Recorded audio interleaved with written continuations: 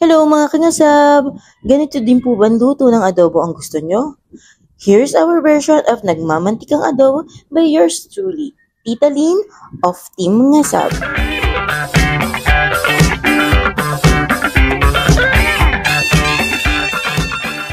Para sa adobo na lulutuin natin ngayon, no, simple lang yung mga ingredients na kailangan natin.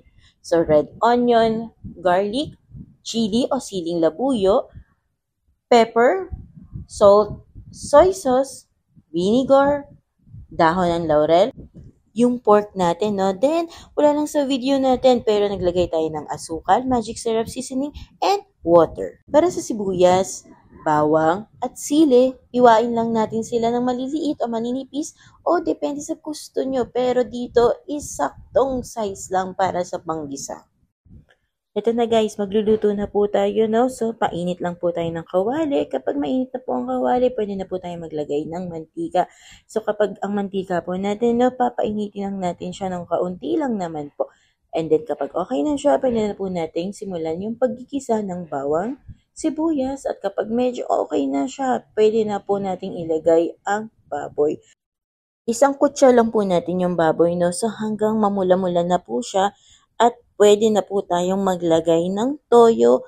So, yung baboy po, no, gusto ko talaga niluluto ko muna siya sa toyo hanggang manuot yung toyo bago po tayo magsangkot siya. At madaming paminta. Ako talaga pag nag-aadobo, madami talaga ako maglagay ng paminta.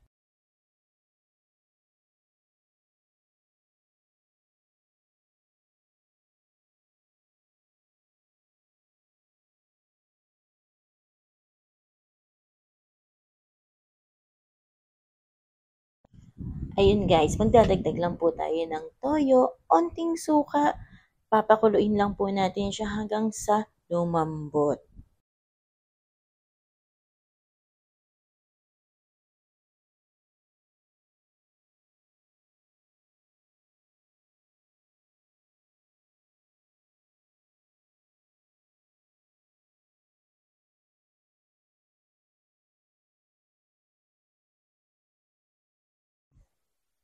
Habang nagpapalambot po, lagyan po natin ng dahon ng laurel para po magka-aroma yung adobo po natin.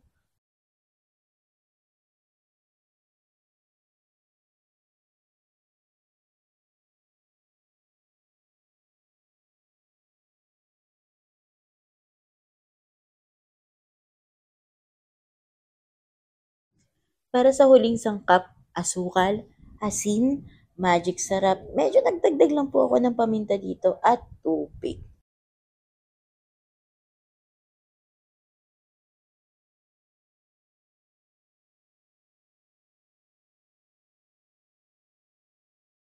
Maglagay tayo ng sili para may onting sipa. Pakuluan lang po natin ng pakuluan yung adobo natin, no, sa hanggang mas lumambot ang baboy at mas magmantika.